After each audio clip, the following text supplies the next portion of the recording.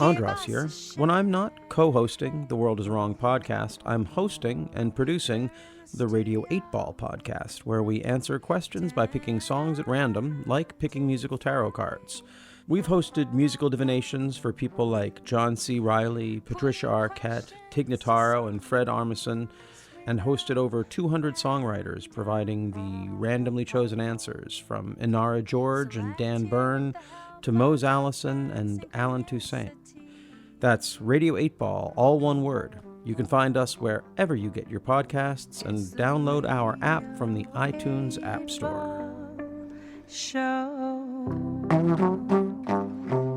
I'm Zack Carlson, and you are listening to The World is Wrong podcast with Andras Jones and Brian Connolly, usually. We're here to tell you how the world is wrong. The world is wrong about Bird. You really sang that one there. That's pretty great.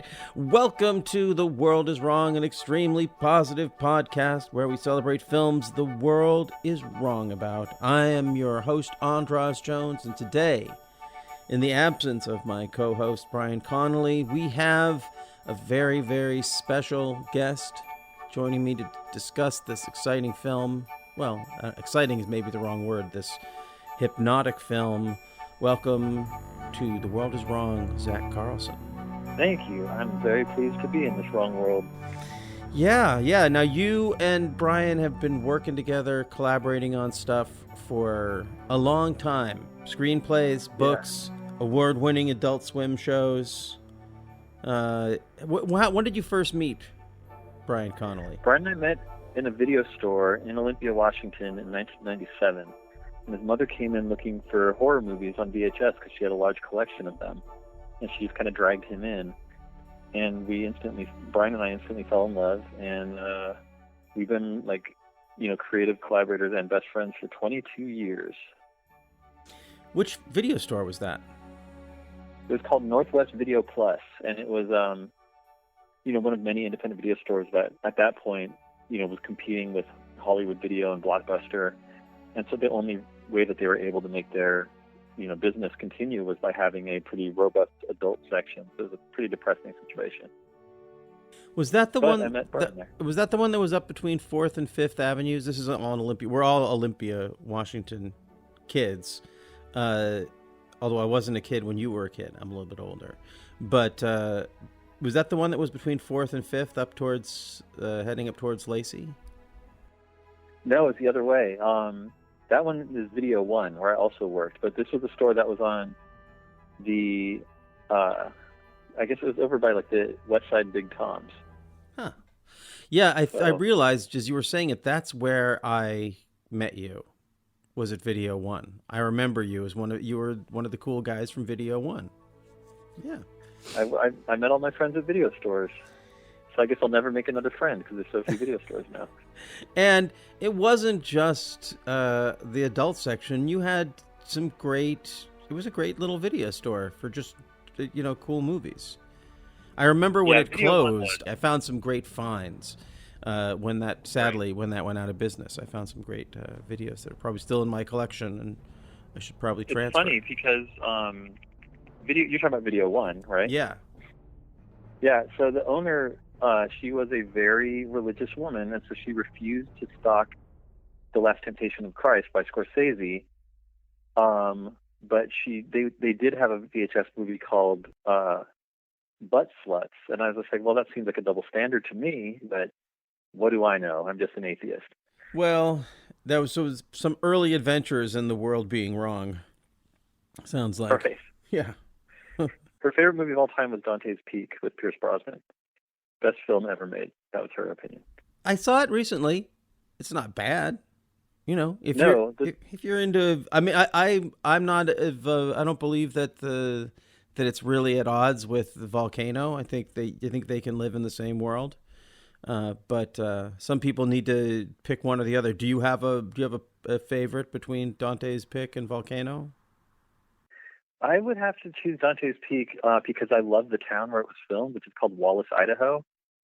That's a town built into the crevices of the mountains of northern Idaho that was kind of established by miners who then went to war with their employers.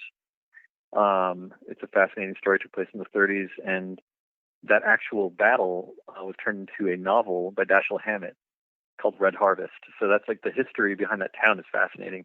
And also, Dante's Peak has a grandma being boiled alive in front of her grandchildren, which Volcano does not have. That is true. That is true.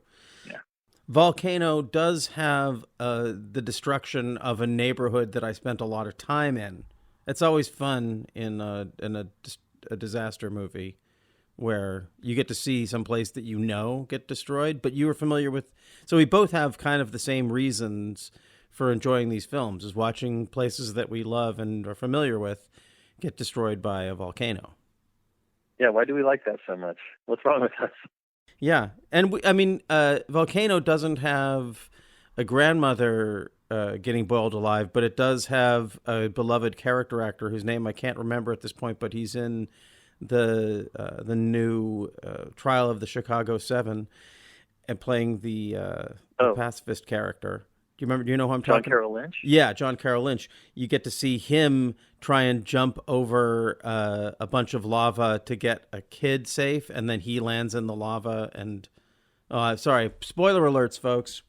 You thought you were going to be hearing about Birth, but we are instead spoiling volcano movies from the 1990s. It could be said that the 1990s spoiled volcano movies. The 1990s spoiled volcano movies. Yeah. Any other favorite volcano movies before we move on to this movie that is, well, it is kind of like, this is more like an iceberg than a volcano, I suppose. Yeah, I would say, for Kidman's work, this would be an iceberg, and then, say Destroyer would be a volcano. Which we're going to be getting to in our next episode that you can tune into next week. But we are here to discuss the film Birth from Jonathan Glazer, his second film. And we're going to have a lot of time to talk about it. And you're new to this, but basically we're going to play a clip, and then I'll talk about it, and then we get into our discussion. But do you have any sort of from the hip first setup that you want to say about what you think about this film? Well, it's funny.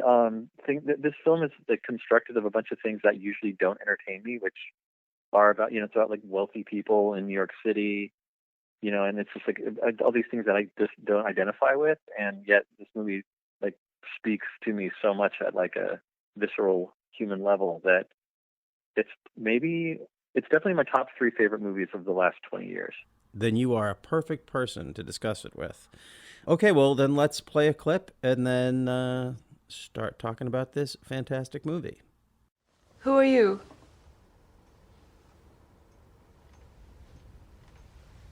Who are you? Let's go into the kitchen. I'll tell you there. Are you going to play a trick on me? No. Okay.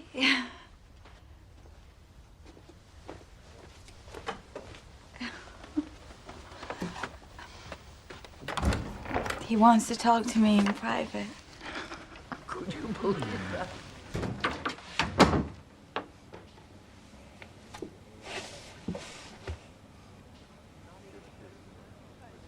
What do you want? You. You want me? Is that what you're saying? You're my wife. We're married? You're telling me that we got married at some point in time? Yes. Well, I'm getting married to Joseph. He's a little bit older than you. We have a little bit more in common. But the timing was a little bit different. Who knows? Maybe you're a handsome little boy, but I'm getting married to someone else. It's me. Sean.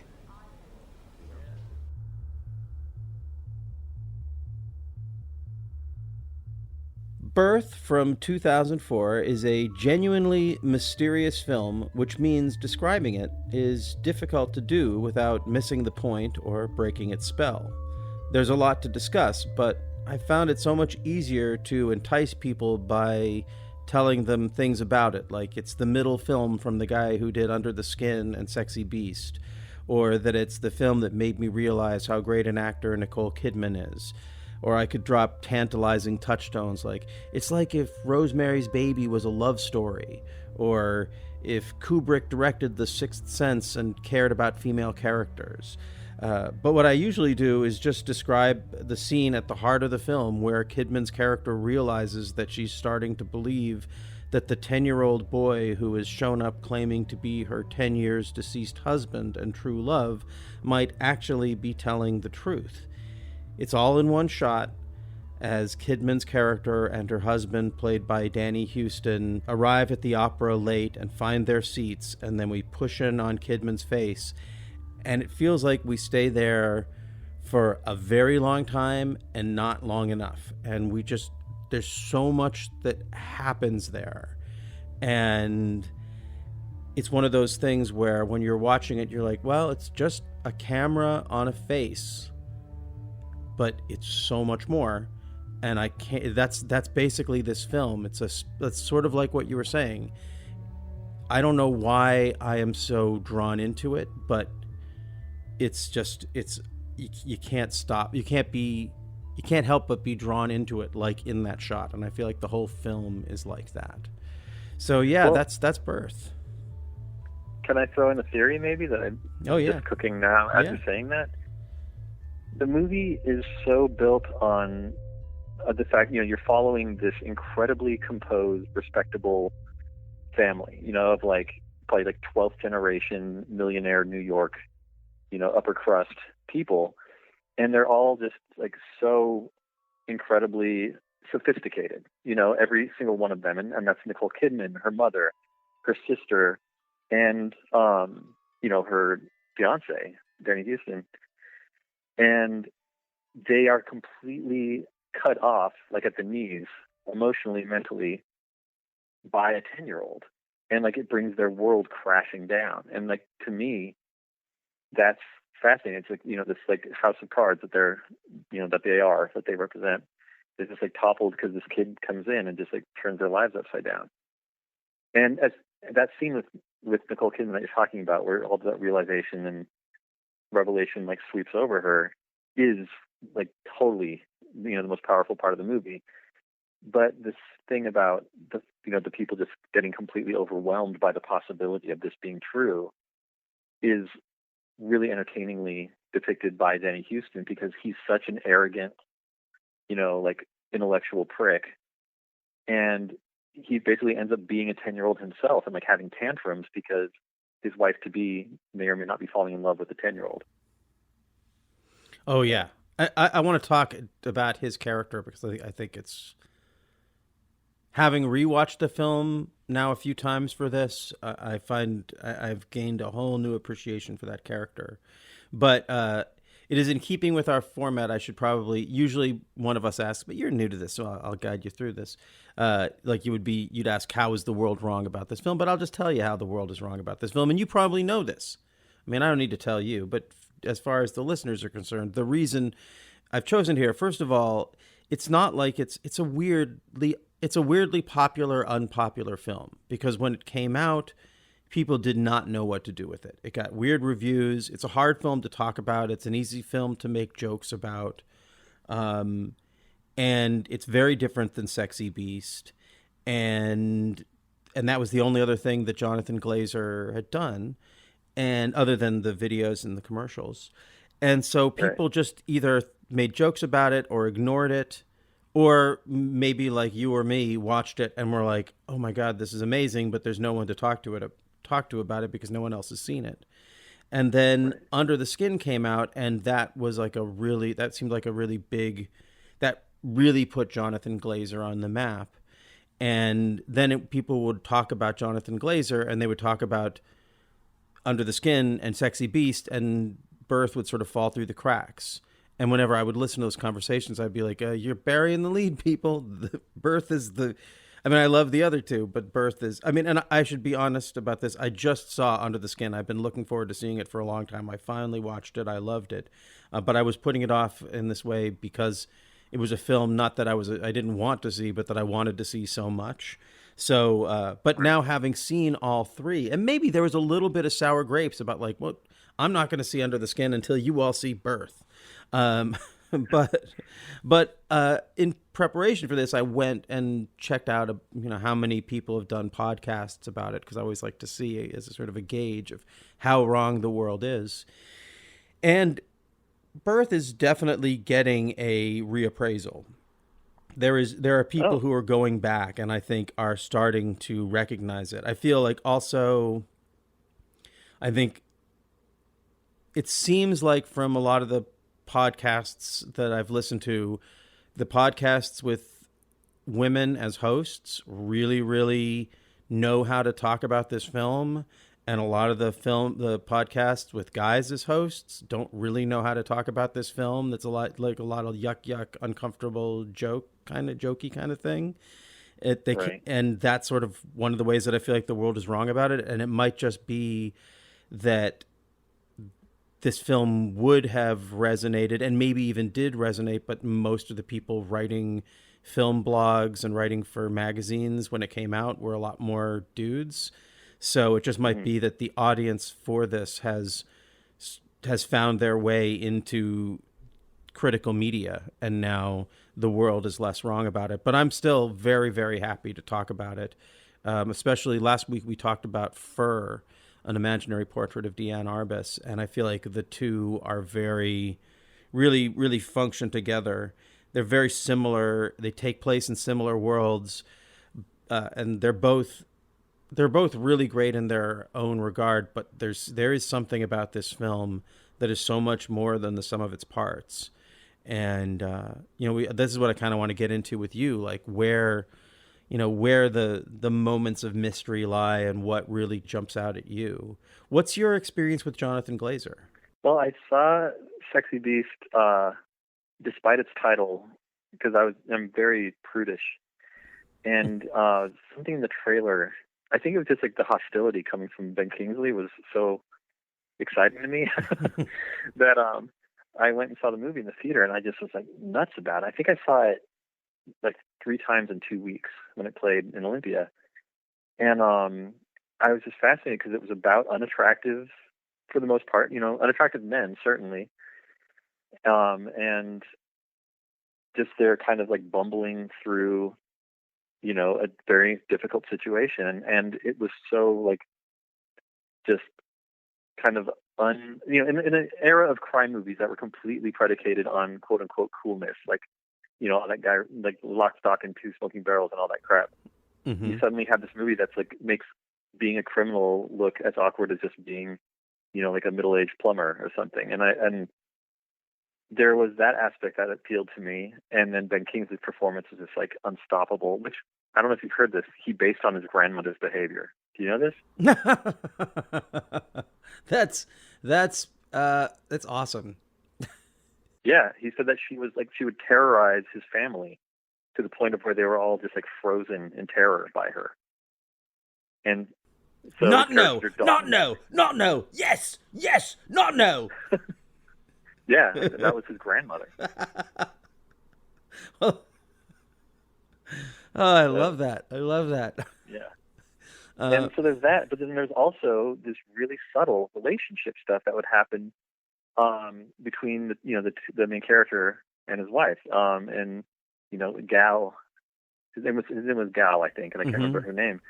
But they kind of subtly develop that relationship so strongly, but that there's a point where there's a phone call, and you only hear his half of the phone call, and yet you feel like the bond between them so strongly that it like makes you emotional, which is an impossible feat to pull off, as a filmmaker, like a one-sided phone conversation, hitting the audience that hard, but it did. And that's what made me interested in this filmmaker. And actually, this is good. We'll set this up. So you've seen Sexy Beast, and now where are you? This whole month, we're looking at Nicole Kidman. That's our month of Kidmania. And as I said in my intro, and there were a couple of other ones. I mean, obviously, Eyes Wide Shut was pretty amazing, but I was looking at that for Stanley Kubrick. And then I saw the others, and I was impressed, but it wasn't really exactly my kind of movie. And then I saw this, and I was just like, I'm okay. Nicole Kidman this is one of the one of those roles where now she is in this other level of actor where I am a believer.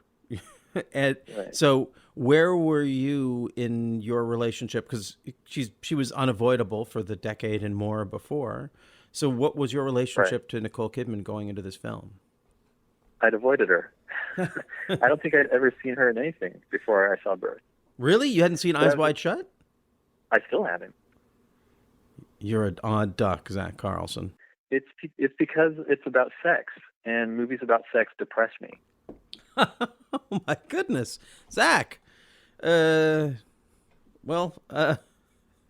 is when I want to call in Dr. Sidney Friedman, played by Alan Arbus from our last episode, to put you on the couch and find out where the chicken is. But I can tell you where the chicken is. Yeah. Pretty quick. I was raised in a metaphysical sex cult. Oh. So, yeah. So anyway, movies about sex just kind of bring me down. Oh, I'm sorry. Are there? Wow. So To Die For? To Die For? It seems like a lot of movies. Like, you're a big movie guy. You program a lot of films. I haven't noticed you being your tastes being particularly sexless, but I haven't really been looking for it. Are there? Oh boy, I really want to.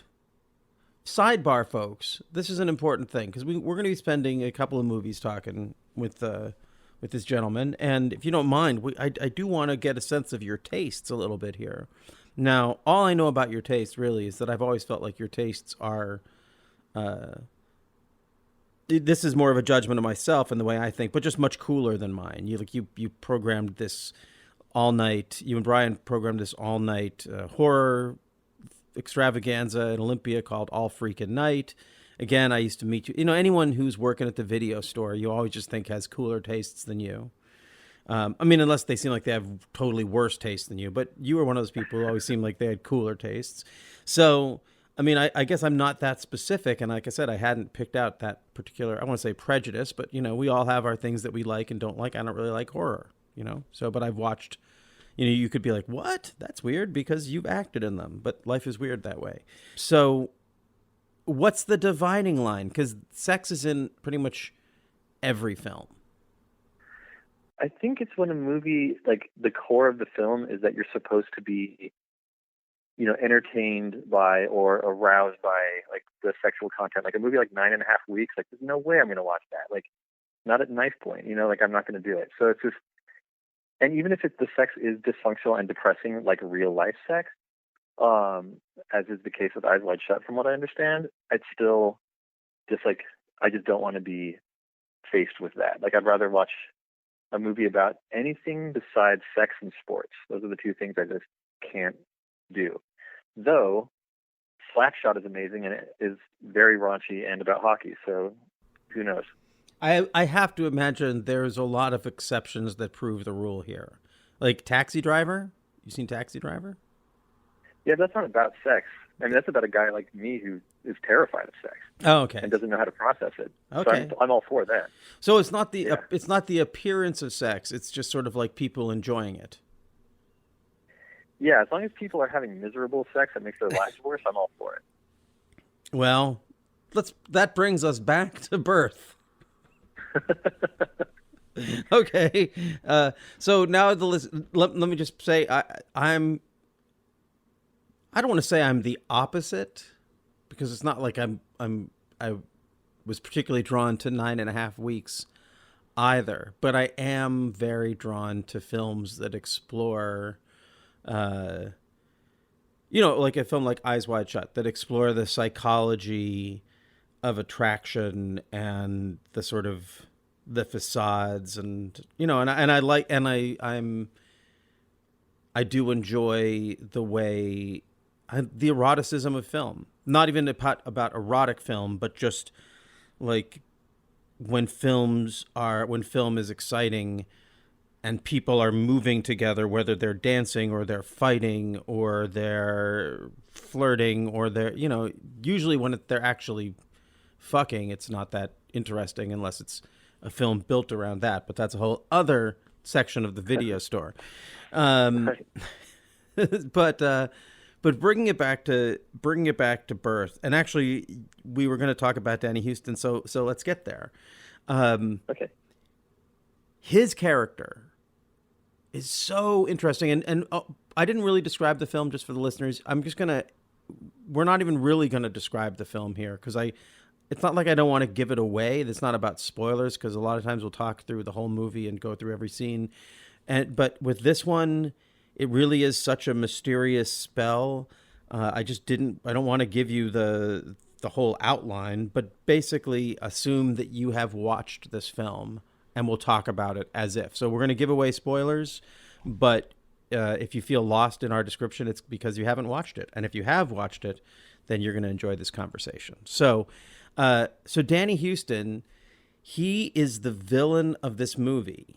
Definitely, he looks like a monster. He's portrayed as a monster. We enjoy watching him fall. His arrogance is like, from the very beginning, he comes out and he's doing this toast and saying, I mean, at the very beginning, we see her husband running, and then we see him die and a baby be born. And then we cut to 10 years later, and here's Danny Huston giving this toast and saying how many times he asked Nicole Kidman to marry him and how many times she said no. And now finally she has said yes. And I don't know about you, but already I've just got the creeps about like, ugh, this is a terrible story, right? Right. Yeah. She said no, and she said no, and now finally I have captured the damsel. And he's he has this, he has that Danny Huston kind of monster face. And what's funny is he manages to sound arrogant even when he's talking about his failure to be attracted to her. Right. He still sounds like self-aggrandizing. And it's like the film is so consistently happening at odds to him, and we are so set up to not like him. And then when the film finally ends, it gets to its, what I think is really beautiful and honest and tragic end, with Nicole Kidman walking in the waves in her wedding dress and crying and realizing that she's going to be in love with this, that she's never going to stop being in love with Sean, and now she's probably going to keep being in love with this kid and all of this stuff. And then you look at Danny Huston, and in this last moment, you realize, oh my God, I think you're the victim of this story, and you're the hero of the story, because you're going to stay with this woman in spite of this. Like, it's weird. It's just, I don't know about you, but I watched it and I just had this weird click of like, oh my God, this guy who I've hated for the whole movie,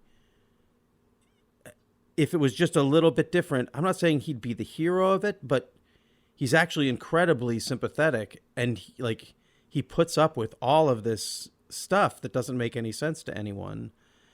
And he's just there at the end. Like, he's not angry. The film at the very last moment gives him this weird redemption that really, especially on the most recent watching, just totally took me by surprise.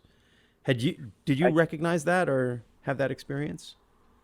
He does get, it's funny because the movie hits this apex of him being unlikable when he, throws his physical tantrum against the boy.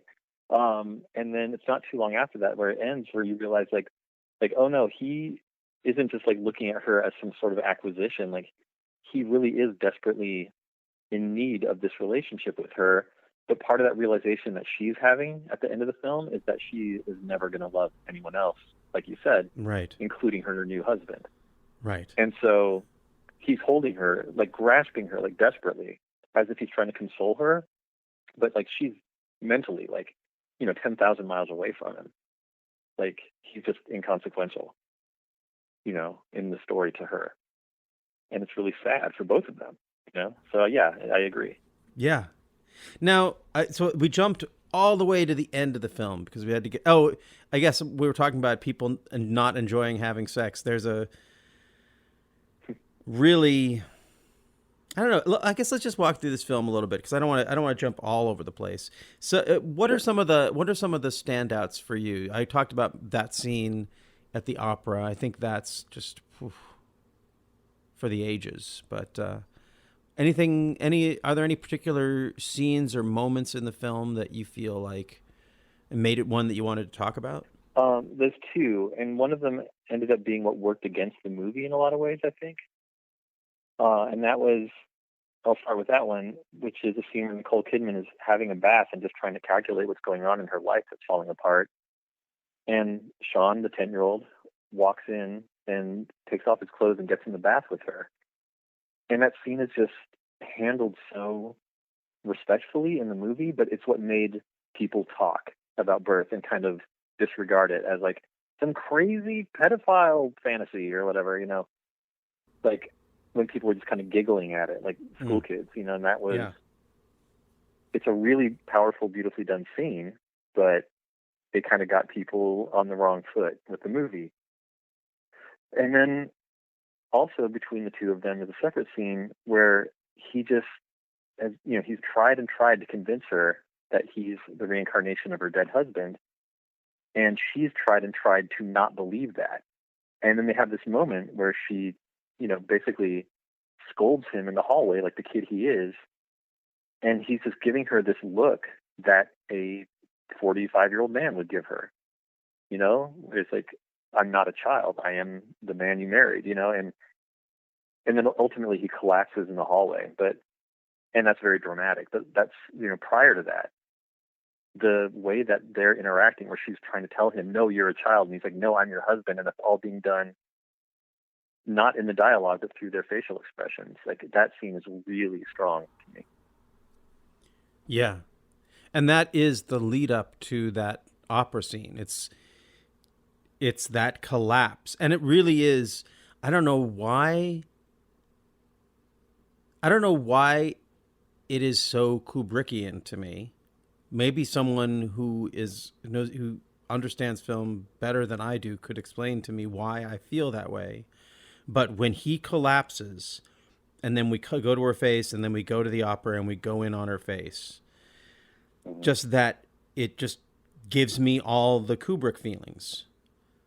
And in a way that maybe it's just Glazer, because with Kubrick, a lot of times I feel like sometimes those moments when they happen, you don't notice them, and then then you realize later that they were that. But that one, I feel like it really struck me like that. But every time I go back to that moment, I just have this feeling of like, this is, maybe it's that pure cinema thing. Like there's just a lot of things working here to get us to this point. It's like what you're saying, like the scene leading up to it. We could probably just reverse engineer and that everything from the very opening lines is leading to that point. Because the film opens with Sean giving a lecture where he basically says that he doesn't believe in reincarnation.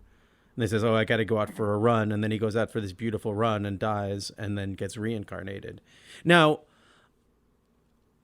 do you think, again, the film is very good at leaving it ambiguous. The film never tells us this is definitely happening. He is the reincarnated husband. And it doesn't say that it isn't. And all the characters in the film, you know, to one degree or another are believing or disbelieving of it. But what do you think? Do you feel like he is, as you watch the film, when you watch it, do you feel like he really is the reincarnated soul of her husband, or that there's something else going on? I mean, not a chance. Like, I think that for me, it's totally disproven that he's just a shitty little kid. Like, I think that he's absolutely just a rotten kid that does a terrible thing. I don't feel like there's any chance that it's Sean at all. Wow. Because I feel like the exact opposite. Really? Brian's with me on this one, just for the record. Okay. Well, I mean, to me, it's just like the film what I love about it is that the film does such a great job of proving that he is, but that just can't work. I feel like that's why it's so sad at the end, because in a way she knows it's true. But again, I don't know. That's wild. So wait, how?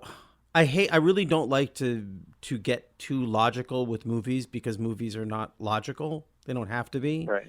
So I don't, but since you've made the decision that you feel like you're really sure that he is not the reincarnated husband, how does he get all this information? How does he know all this information? And what even would inspire, like the film doesn't tell us that there's anything malicious about the way he's doing it. Do you don't think that he's sincere in what he's doing, that he believes this, or do you think he's just, what do you think? I think he's sincere in his desire to step into not just an adult world, but like a more stable and secure world of these wealthy people in, like Upper West Side when he's a poor kid. And, they established that he found all of the love letters between Sean and his mistress, who's the woman who scolds him at the end. And he doesn't recognize her. He doesn't know who she is. But that was the woman that was sleeping with Sean while he was alive. And that's, Heche. To me, yeah, it's Anne Heche. And that's like where the kid's cover is blown in the movie, and that's when we established he only knew as much as he could gather from, that he was able to put together from the evidence that he had. And then when he was confronted by the actual person who'd written those letters, like he didn't even know who she was. And I just feel like that's the end of that. And from that point forward, he acts just like a 10-year-old. Like he loses the facade. So I need to go back and watch this. This is, again, like this film is so mysterious. So your reading of the film. So at the beginning of the movie, let's just talk about this. At the beginning of the movie, there's the announcement of the impending marriage from Kidman and Huston, and then they go to a family dinner, and they're all getting together in this wonderful green room. Lots of green, the walls, these apartments. I love, that's also that Kubrick Polanski thing, like these beautiful oppressive places that these things take place in. But Anne Heche and Pete Stormare? Yeah. Yeah. Peter Stormare and Tom Noonan are both in this movie. So Anne Heche and Peter Stormare are a couple, and they're coming to this event, and then she is like, I have to get the wrapping paper or something, and she has this gift that is the box, the MacGuffin, I guess, in this whole story, which is the box of letters, and she goes and she buries it in the park, and it's all very mysterious. Are you saying that you think that he dug those up in the park? Like when? Oh, he definitely did. But he was already at the party to go and make the announcement when she went and buried the letters in the park.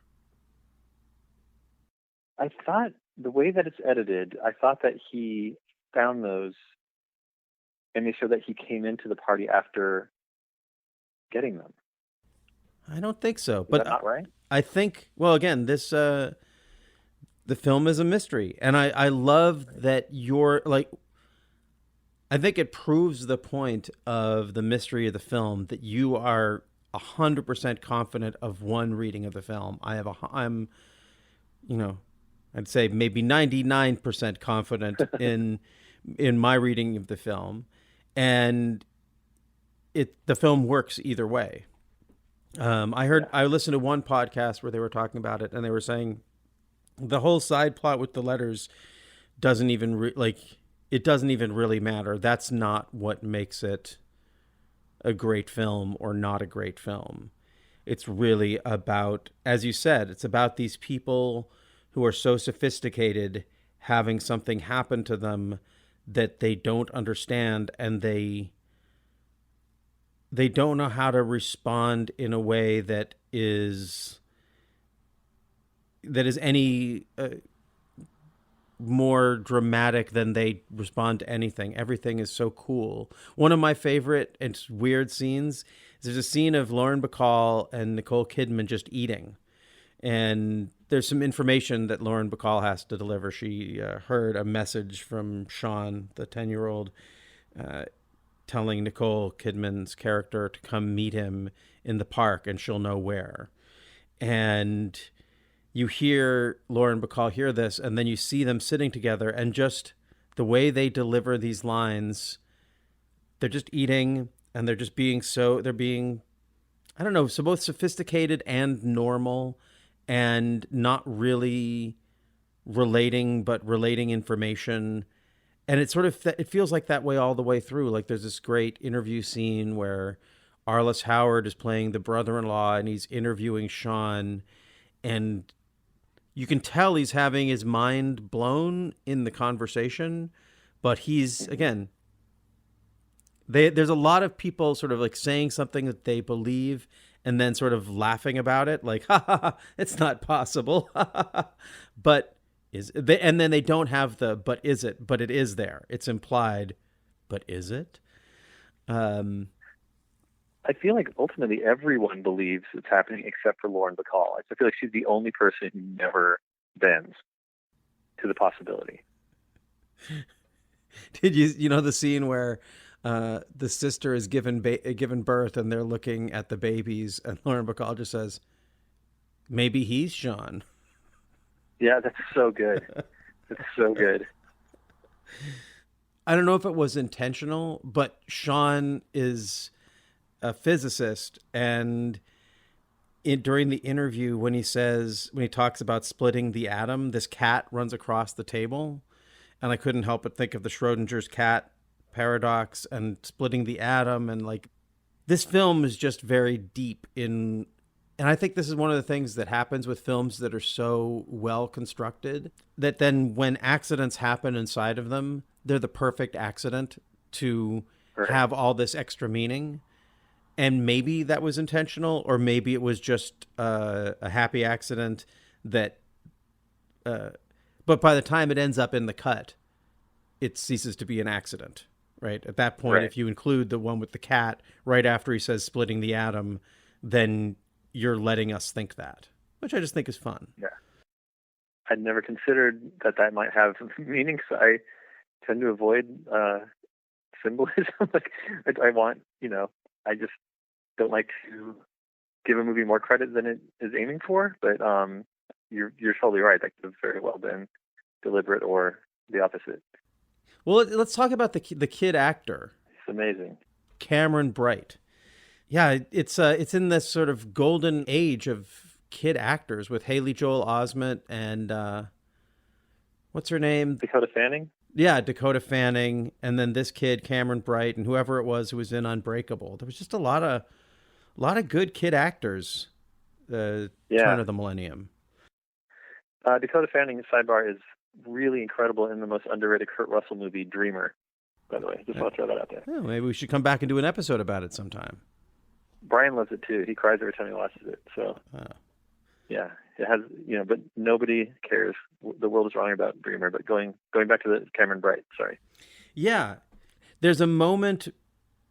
The moment that really kills me is really so everyone gets uncomfortable about the bath scene or the bath scenes, but the scene that makes me really uncomfortable on the rewatch is the scene when the mom's trying to be nice to him and he just says, "I'm not your stupid son anymore." And it's the deadpan way that he says it. That's why there's a part of me that just believes he believes.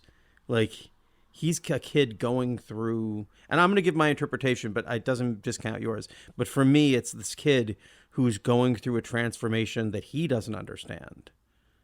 Like, he seems more sure of all of this, but even that, it feels like, God, if you imagine being the mother of that kid, so weird.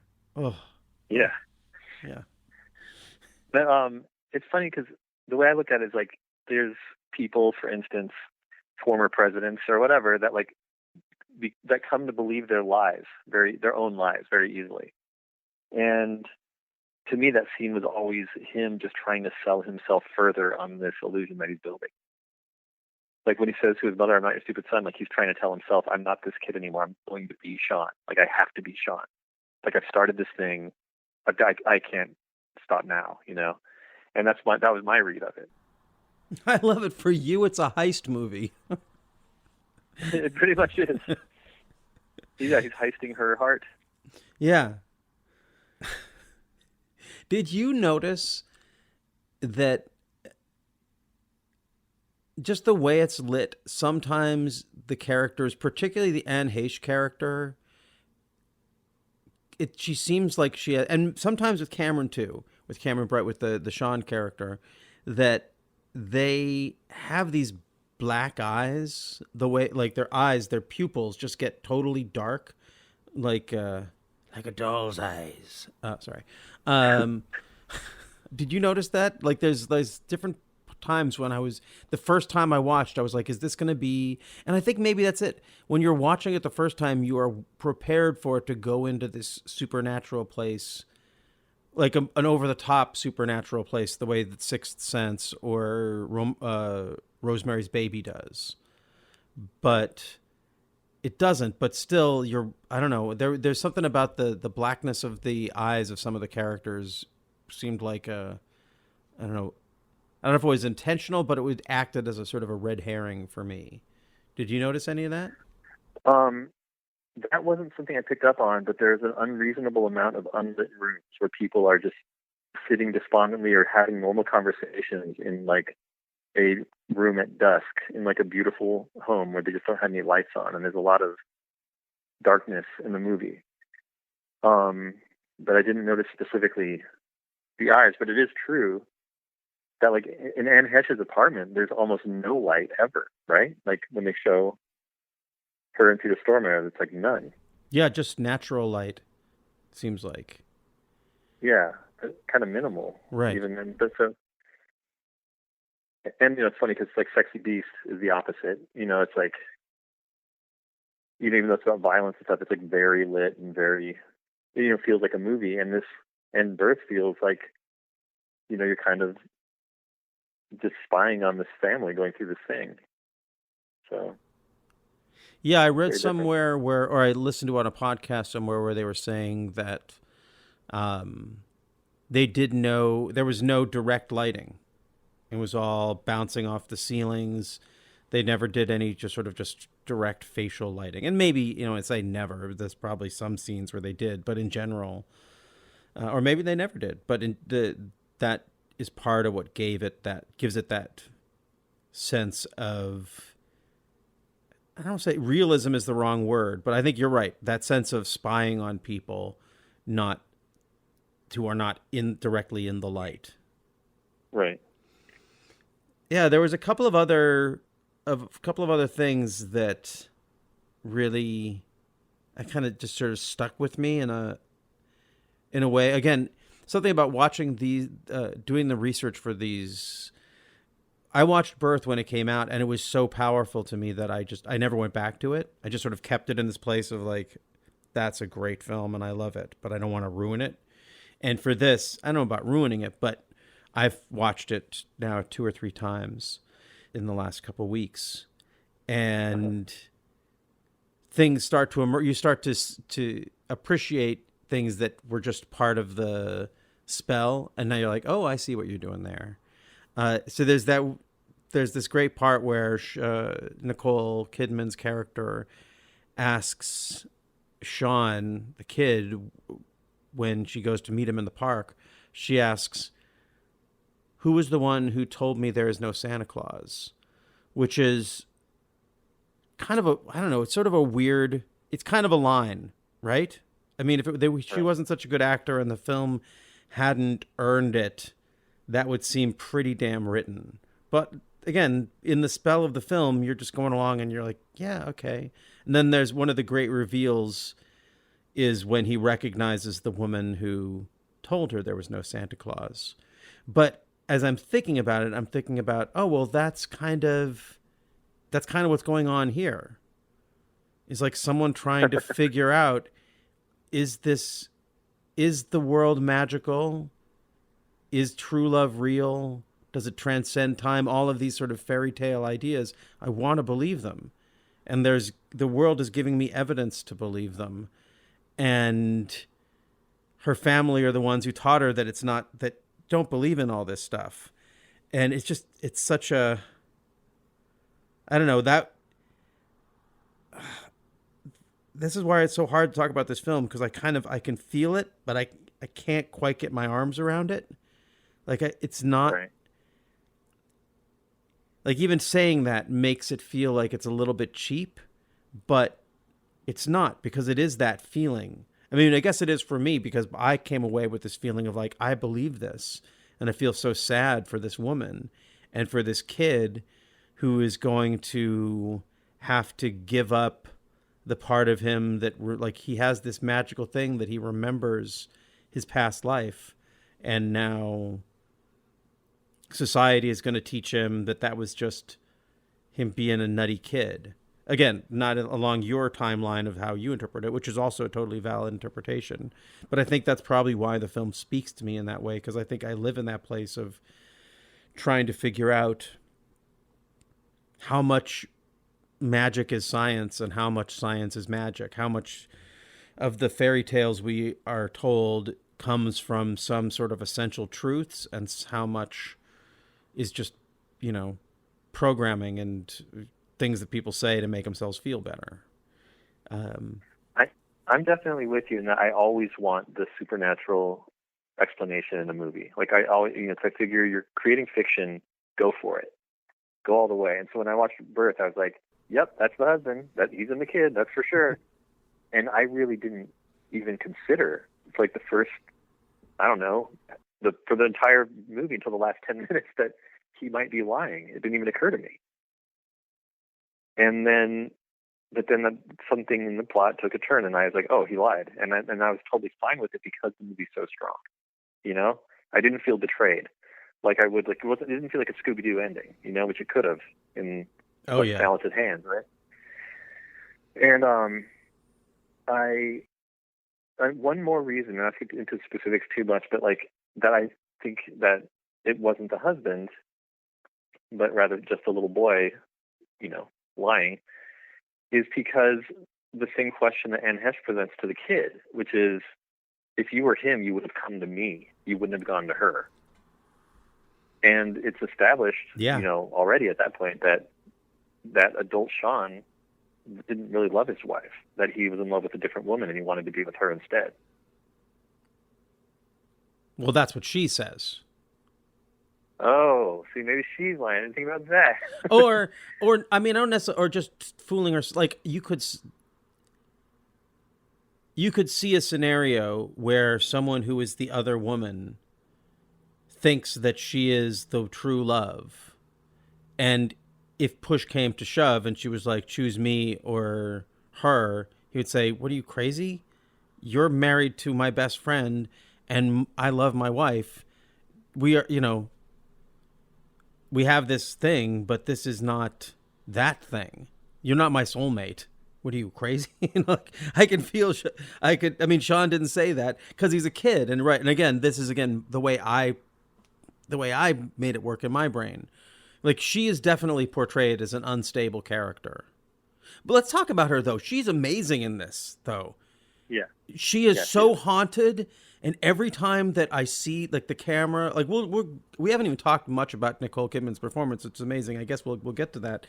But, oh my God, I didn't even know it was Anne Heche. Like, I had to look it up. I was like, who is that woman? I know I recognize her, but she seems so haunted and tense and whew, and like those dark eyes. Like, I was sure that she was some kind of monster at the beginning of the movie. Like, she had some nefarious, monstrous thing, but no, she's just a woman who's having an affair. Right. Wow. Well, the things with her is, the fact that he doesn't recognize her is very telling, for me. And also, she only had those letters because the letters were between adult Sean and Nicole Kidman's character. Yeah. They weren't between Anne Heche's and him. And she says, he gave me these to prove that the relationship with his wife meant nothing. Yeah. He gave me all of the letters she'd sent him. And that's pretty powerful, just in writing. Like, that is a very substantial move on adult Sean's part. You're right. No, you're right. It's complicated. It's a complicated, messy thing. That does. Yeah. I kind of like that they threw that in there, because it does, as we're demonstrating, it makes it that much more complex and confusing. Like, again, a lesser director would just take it as assumed that true love transcends time and then make a movie about that. Right. And this is a movie that it's true. Like, Nicole Kidman's love transcends death. I don't think she's ever going to let go of Sean. Mm-hmm. But his love didn't even transcend life. Yeah. I mean, I listened to several podcasts where at least one where I in particular where they're like, can you believe that this was written by a man? So maybe there's something in there, the feeling for, well, let's go to the Rosemary's Baby connection. Did you feel that when you were watching this? Because, just right from her haircut and the setting, I found it right off the bat. That was my initial touchstone on this. And then what pleased me was sort of like, oh, well, this is kind of like this more than Rosemary's Baby, because it doesn't need this, it's doing the same thing. She's still sort of controlled, and she's still dealing with the mysteries of love and birth and this magical thing, but it's not a horror movie. Did you feel those connections? I think, well, I can totally see that. I don't think about Roman Polanski because of who he is. So I pretend he was never born. But that's not an excuse for not drawing that parallel, because obviously I've seen Rosemary's Baby before. But what I think might be even more effective for me in Birth than in that movie is in Rosemary's Baby, she feels isolated, but she still has the support of her husband, and she's still, the appearance of the support of her husband, right? Right. And in Birth, she just feels so alone, even though she lives with her family, she has a fiance, but she just feels so cut off from experiencing life until this possibility of her husband's reincarnation pops up. And like in Rosemary's Baby, it starts with like hope, and we're having a new future, and my husband's successful, we have a beautiful new apartment. And in Birth, it starts off with like she's got nothing, even though she has everything, but she just feels like pre-defeated. Whereas in Rosemary's Baby, it's like halfway through the movie where she becomes defeated. Oh, yeah. So, yeah, like she really sells this like isolation, and that's why she needs to believe it's him. It's because she hasn't felt anything since he died. That's what I get from her. Yeah. Yeah. I totally get that distinction. Also, I mean, this is where we get to Kidman, because, well, Mia Farrow is great in Rosemary's Baby, but that is a pretty, I don't know, a pretty maudlin performance compared to the high wire act that Nicole Kidman is delivering here. And this is not to knock Mia Farrow's performance or whatever, it's fine, but this is a totally different thing. Right. It's one of the things I heard about this is that Glazer and his screenwriter really built the role around Kidman. Like they would be interviewing her throughout, or like talking with her, and then they would write new scenes or rewrite scenes to make it more personal, to make it more, to draw the reality around her, which I think has got to be really interesting for someone who, she's such a character actress that because she doesn't play herself.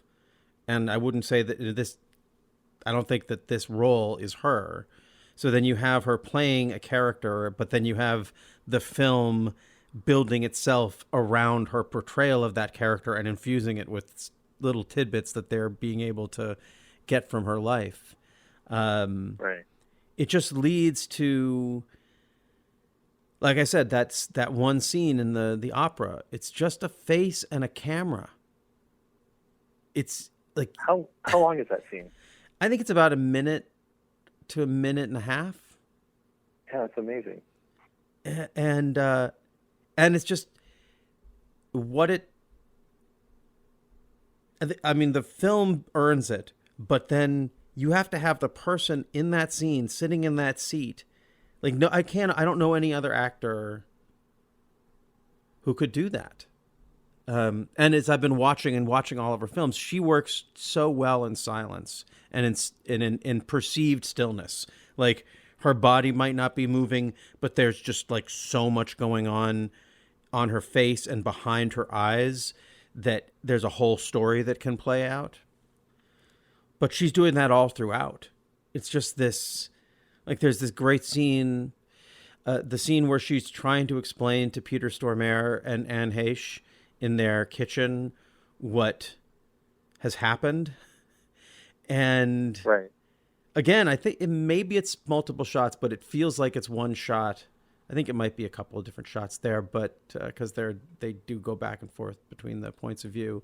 But again, just her lightness, like, she's just someone who's trying so desperately to put on a good front and get help and tell us a story that she knows makes her sound crazy. And I love that a lot of the characters never say the obvious things. Like, she never says, I know it sounds, I don't think she says, maybe I'm wrong, but I don't feel like she says, I know it sounds crazy. It's just implied. Yeah, I know. It's more of that, like, laughing at something that isn't funny, because that's the only way you know how to respond, to pretend like it's not a big deal. I'm just telling you something that, like, she doesn't, again, she's a much better actress than me. You can hear, even in just my beginning to try and do it, that there are so many traps you could fall into that just break the spell. She doesn't for a second. No, the movie's on her shoulders the whole time, for sure. Like, I mean, everybody's really great in it. Like, there's no half-assed performance. Like, Danny Houston is stagey, but it's because his character is supposed to be like this big stagey New York jackass. So, like, you know, it makes sense. But yeah, it's like, but everyone's great, but she's just like totally pulling that movie, you know, in every scene that she's in, which is most of the movie. Like, she's in the film constantly, like, you know, and there's so many characters, but like, there's very few moments that aren't driven by her. Yeah. She is definitely one of the very, very special ones. God, I could go through so many of her films, but we're here to talk about this one. Now, we were talking, I don't want to put you on the spot, but we both hadn't seen Under the Skin before this. I did watch Under the Skin. Did you watch Under the Skin? Nope, I did not. Oh. Well, for those who did, I just want to point out that Jonathan Glazer seems to have a thing with eating cake. There's a lot of cake in this movie. Cake plays prominently in the film Under the Skin. I won't give that away for you, Zach. I don't think that's a spoiler. But there's an important cake scene in Under the Skin. So I just wanted to draw that connection. And yeah, it's a great movie. Jonathan Glazer takes a lot of time to make movies, but I can't wait for his next one. I mean, I will wait for his next one, but I'm really looking forward. I'm looking forward to it, but considering how long it took me to watch Under the Skin, it'll probably come out and I'll wait 5 years because I'm so excited about it that I can't make myself watch it. Do you ever have that experience where there's something that you're just so excited for that you don't feel like it's a good enough, like every day you're like, nah, this day doesn't deserve that film? You know, I haven't done that, but Brian definitely did it with the Kevin James movie, Here Comes the Boom. Here Comes the Boo? Boom. Boom. I did. Yeah. I don't know this film. Is this Kevin James, the heavy sex comedian, made an MMA movie. And Brian was so excited about it, but it took him a year to watch it because he just wanted to wait for the perfect moment. So, you know, so there's the parallel between Under the Skin and Here Comes the Boom, starring Kevin James. Hi, everybody. Sorry to interrupt this show that you're probably enjoying, but I'm comedian Kevin Dombrowski, who you probably don't know. Joined weekly by my producer, Adam, a little bit more well-known than me, Hineker. Say hi, Adam. True, he's got a point. Dial it back. Each episode, I'll sit down with a very famous comedian that you probably do know, and if they're not famous, you probably know them anyway, and we'll break down what's happening in the world by making fun of all of it. This is Just Joking on the Paper House Network. No interviews, no arguments, just jokes. Now, back to your show that you were already enjoying. We were in a film together. People who are fans of Troll 2, the worst movie ever made, which is a far cry from Birth by Jonathan Glazer, but we were both in this film, and I'm sure that people will hear your name on this, because a lot of people who listen to this podcast are just people who have an encyclopedic knowledge of film. They'll say, "Wait a second, why didn't you guys talk about that? Why didn't Andras? Why didn't you ask Zach about his involvement in Troll 2, the worst movie ever made?" How did you come to be involved in that?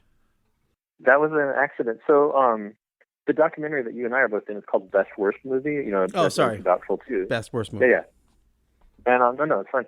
But the director of the documentary was the child actor lead in Troll 2, and I had already decided to do a screening of Troll 2 here in Austin. You know, I was doing film programming at a movie theater, and I think I was contacted by the little kid from Troll 2, who is now, 30 years old.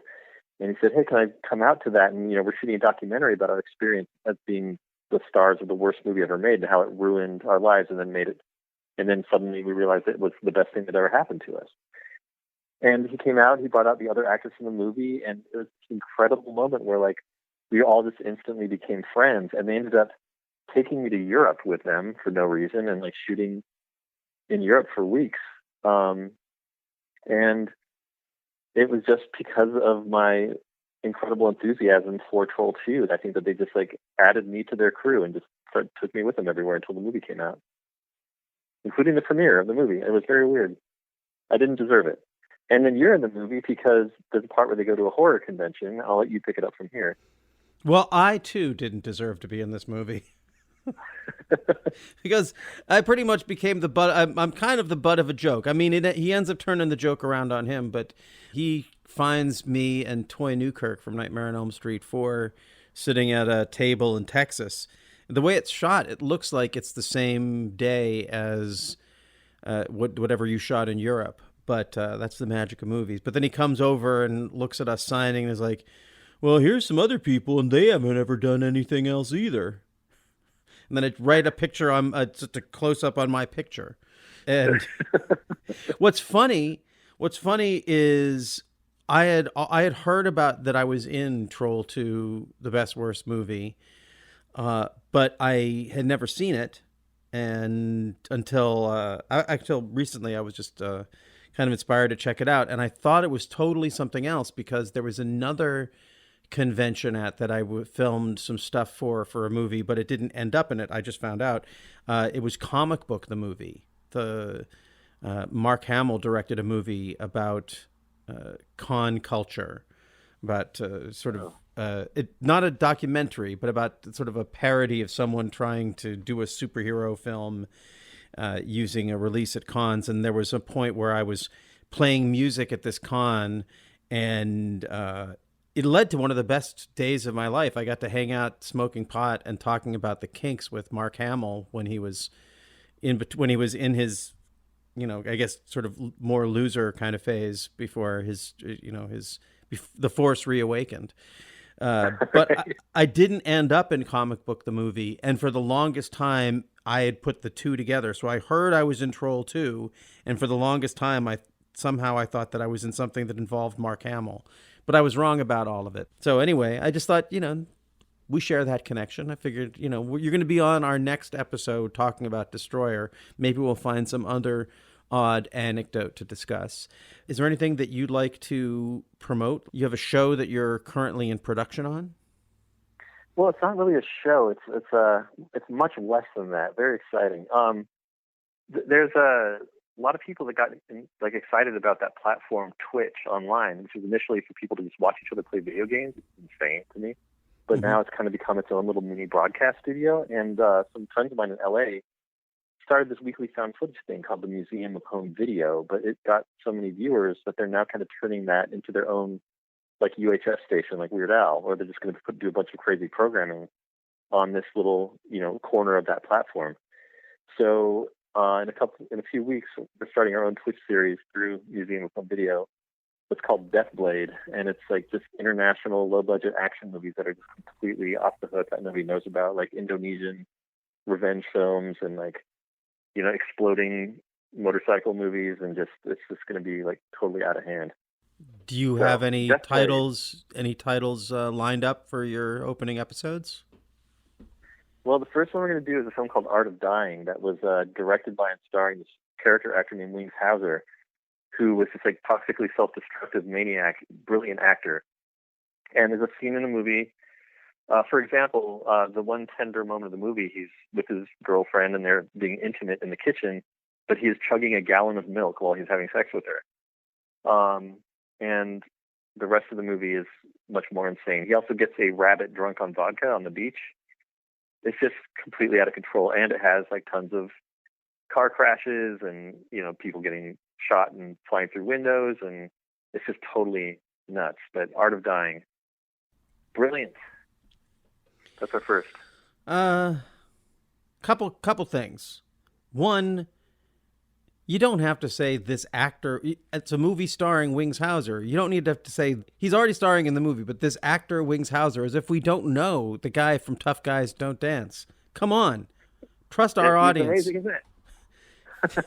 I'm sorry. That was just for the one 13-year-old in Tulsa that's listening to this. Who thought that maybe it was the wrestling star Wings Hauser or the famous politician Wings Hauser or the ballerina Wings the ballerina star. It's a film starring the ballerina Wings Hauser. Yes. Well, I'm looking forward to checking that out, and I encourage people who enjoyed this show, of course, to check out Radio 8 Ball, the show that I started in Olympia many, many years ago. How is it possible that I never had you on Radio 8 Ball, Zach? I don't know. Maybe you didn't like me. No. No. You don't know. I don't dislike any. I don't think I dislike. I certainly don't dislike anyone who I can have good conversations with about movies. There's a lot of people who don't. I think a lot of people don't like me, and so I avoid them because I don't want to be disliked in person. I'd rather be disliked from afar. But you're definitely not one of those people. Although Olympia is such a weird little town. People walk around thinking that everybody hates them when mostly nobody's thinking about anybody else. I think that's accurate. No, Brian and I always liked you very much, so this is a heartwarming moment in your show. Yeah. And, well, tune into the next episode, and we'll talk about the historic transgendered punk rock opera that was a sensation in Olympia that also was the other time that Zach and I collaborated in an entertainment product like Troll 2 Best Worst Movie. But you have to tune in next week when we're going to be talking about a film that you're going to be delivering to us, Zach. What is that film?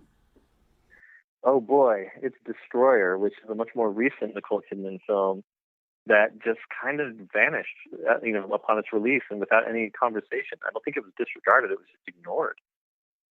It's like it didn't happen, and I think it's way underrated. So let's do that. Yeah, so make sure to watch Destroyer to be prepared for that. And if you want to be like me, don't stop there. Go check out all of the films from Karen Kusama. She did Girl Fight, she did Aeon Flux, she did Jennifer's Body, and she did The Invitation. And then Destroyer. And I've seen 4 out of 5 of those, and we'll be discussing them to some degree or another in our next episode.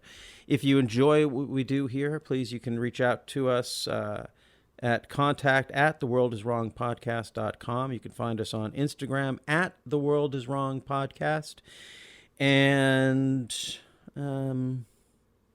Yeah. Just to remind you, it's not, in this case, it's easy. It's pretty easy to find the film Birth.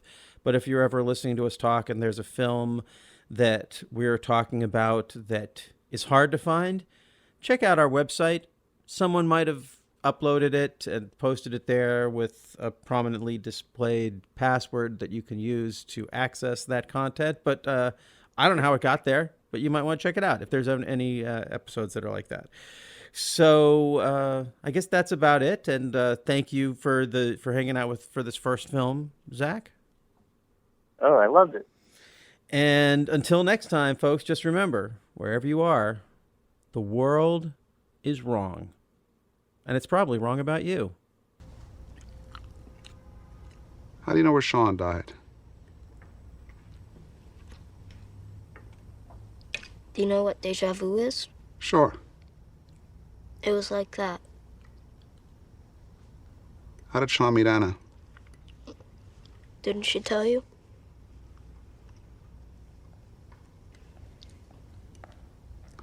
How did Sean meet Anna? We met at the beach. How's Mr. Reincarnation enjoying his cake? He likes it. Where's Anna? The only reason she's letting you stay in this house is because she wants to help you. So don't get the wrong idea. How do you know what you know? I'm Sean. Hi, I'm Brian. And I'm AJ.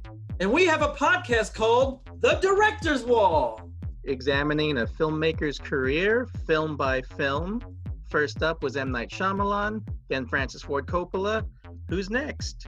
Is there anything to this whole auteur theory? Find out on The Director's Wall. Subscribe via Apple Podcasts, Google Podcasts, Stitcher, or your preferred listening platform.